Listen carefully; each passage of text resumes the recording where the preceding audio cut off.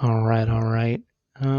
Welcome back, everybody, to your second lecture of Lunch 400. Once again, I am your TA. Unfortunately, Dr. Panda's not quite back with us. He's still doing some important work wherever he could be now, whether he's still in southern North Korea or not. So we'll just go ahead and get started.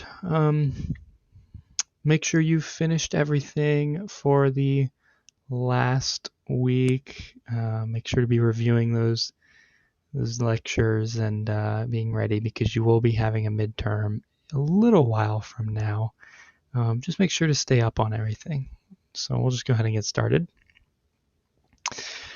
I want to show you all a few pictures just so you can get an idea of where we're headed this week. Right, so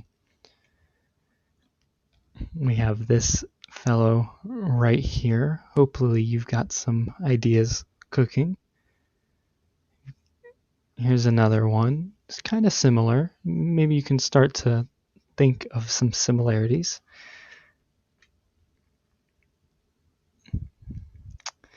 So what do we think these are for? Well, if you came in with any prior knowledge, you should be somewhat familiar. This week we're going to talk about history of soy jacks. Yes, the internet, the famous internet fad, trend, whatever you want to say. We're going to be talking about all of those this week.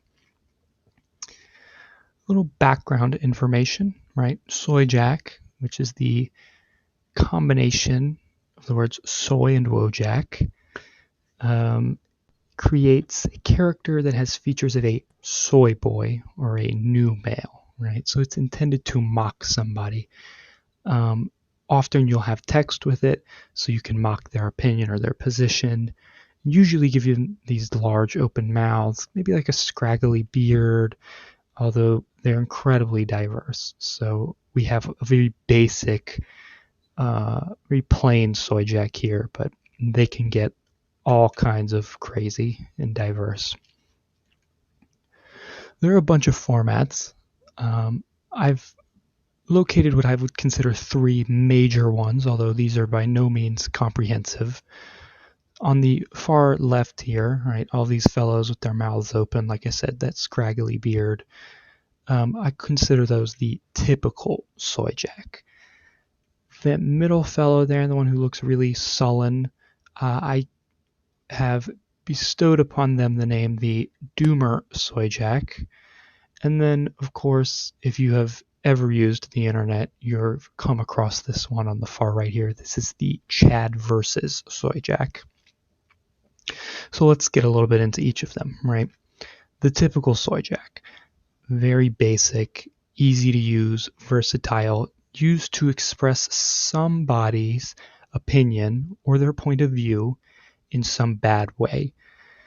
You'd use it to ridicule that individual, or you could even open that up and use it to ridicule perhaps an entire group of people. So say fans of a certain property, maybe fans of a sports team, of a show. You could talk about different occupations. Really, it's incredibly open as to what you would use this for. The Doomer soy jack is a little different. This one is used to express some negative emotion, anxiety, fear, sadness, something that makes you not feel good, or maybe what somebody else is not feeling great about. This one is a little different. You would be using this you can use it for somebody else. Of course, you can also use it to represent your own feelings about something if you would like. The typical soy jack, you're primarily, and I'm going to say exclusively, going to use it against others, because why would you want to portray yourself in that manner? Whereas the Doomer, a little more open to that interpretation, doesn't necessarily have to be bad. Could just be maybe fear of the future, fear of confrontation, whatever it wants to be. Of course, what I consider the pinnacle of soy jacks in many ways, the Chad versus soy jack. This one, much like the typical soy jack, can express an opponent's opinion as bad, but your personal opinion, or the side that you're supporting, or the side that is supported in general, is easily considered the correct opinion, the best opinion. You can use it, like I said, for yourself. You can use it for another. You can even take it and personify ideas and organizations with the Chad. It doesn't have to be something that is a person necessarily. With that, let's do a little try ourselves. Let's see how we do. So, if I have the following statement: I really liked the Venom movie. I thought it was fun. However, somebody you're conversing with responds, those movies are so bad. I don't know how you can like them. Think about this to yourself. How would you construct a soy jack to respond to this person's opinion? All right, let's give you about 5 seconds for that one.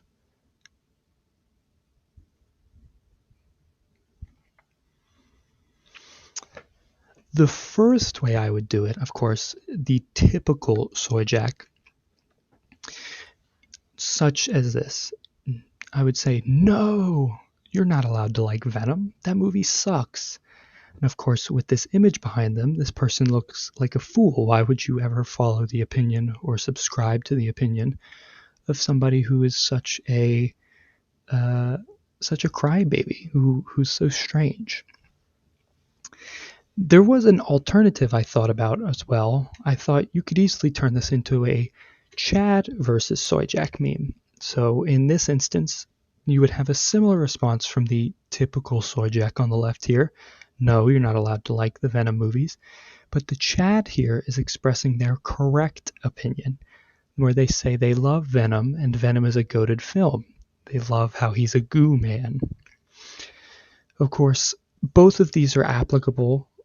It would just depend on how much you want to insert yourself into that conversation, whether you want to directly oppose the person or isolate them.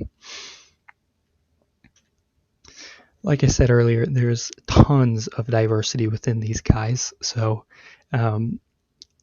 they can be used for literally anything. If we look at that strange fish creature on the left going for that soy milk, I couldn't even tell you what that guy's going for. The sour man, somebody who is a sour jack, loves sour.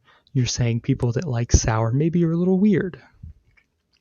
A little more, but if any of you like films, of course you can do it for something like Batman and maybe make fun of a few moments in Batman, maybe make light of it, or it could be an attack against it entirely. And then even inanimate objects or concepts, so a pumpkin or Halloween, you can make a soy jack to kind of give an opinion on that area, on that concept itself.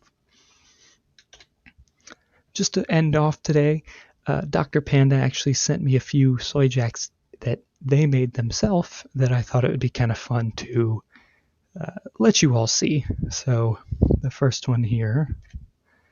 No, Dr. Panda is a fraud loser.